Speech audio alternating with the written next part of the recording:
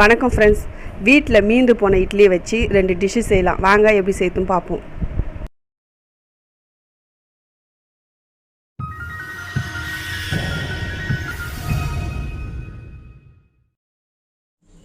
Stove பற்ற வச்சுட்டு pan வச்சுருக்கேன். கன் பவுடர் பொடி நம்ம ரெடி பண்ணிப்போம்.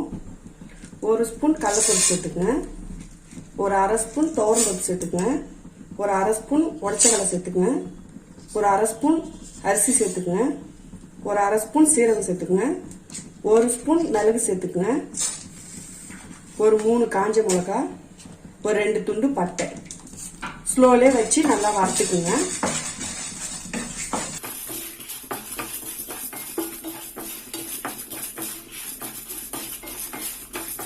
பாருங்க, நல்லா வறுத்தாச்சு. இப்போ ஸ்டவ் ஆஃப் பண்ணிட்டு ஆற வச்சுட்டு நல்லா கொரன்னு அரைச்சி எடுத்துக்குங்க. பாருங்க, இது போல கொரன்னு அரைச்சி எடுத்துக்குங்க. அதே பேன் வச்சுக்கோங்க.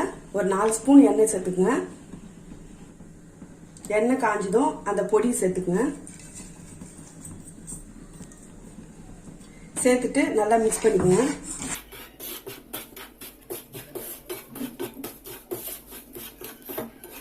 பாருங்க, இட்லி இந்த சைஸ்ல கட் பண்ணி வச்சுக்கோங்க. இப்ப பொடியில சேர்த்துக்குங்க. சேர்த்துட்டு நல்லா மிக்ஸ் பண்ணிக்கோங்க.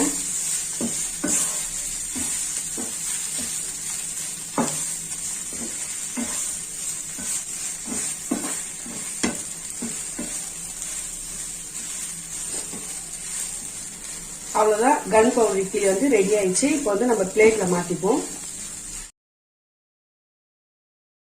ரெண்டாவதா டொமேட்டோ இட்லி எப்படி செய்யணும் பார்ப்போம். அதே பேன் வச்சிருக்கேன். ஒரு 3 ஸ்பூன் ஆயில் சேர்த்துக்கலாங்க. எண்ணெய் நல்லா காயிடுங்க.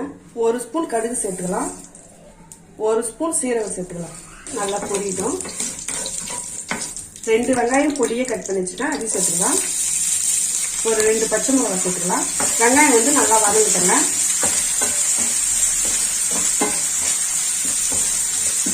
இது கூட 1 ஸ்பூன் இஞ்சி பூண்டு சேர்த்துக்கலாம். இஞ்சி பூண்டு பச்சை வாசனை போற அளவுக்கு நல்லா வதக்கிக்கோங்க.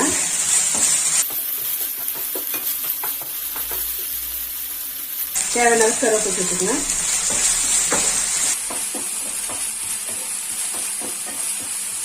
பாருங்க, வெங்காயம்லாம் நல்லா வதங்கிச்சு. இப்போ நம்ம மசாலா சேர்த்துப்போம். 1 ஸ்பூன் மிளகாய்த்தூள் சேர்த்துப்போம், 1 ஸ்பூன் தனியாத்தூள் சேர்த்துப்போம், 1 ஸ்பூன் சீரகத்தூள் சேர்த்துப்போம், ஒரு அரை ஸ்பூன் கரம் மசாலா சேர்த்துப்போம், தேவையான அளவுக்கு சால்ட் சேர்த்துப்போம். சேர்த்துட்டு நல்லா மிக்ஸ் பண்ணிக்கோங்க.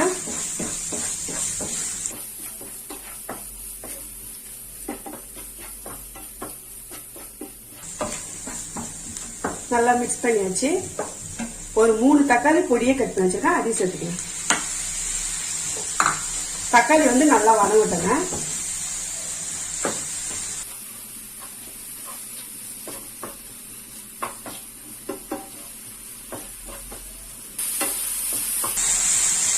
பாருங்க, தக்காளி நல்லா சாஃப்டா வதங்கிச்சு. இப்போ ஒரு அரை கப் தண்ணி சேர்த்துக்கோங்க.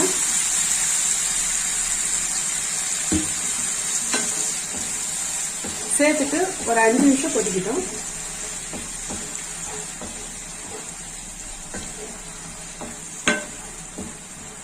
அந்த மசாலாவோட பச்சை வாசனை போற அளவுக்கு கொதிக்கட்டும்.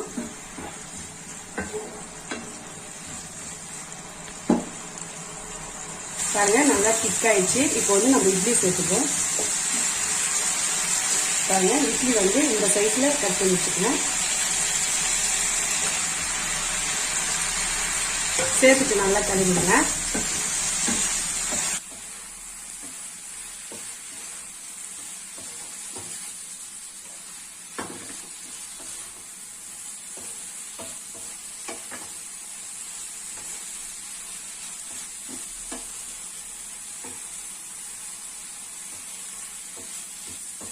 டொமேட்டோ இட்லி ரெடி ஆயிடுச்சு. இப்போ நம்ம பிளேட்ல மாத்திப்போம்.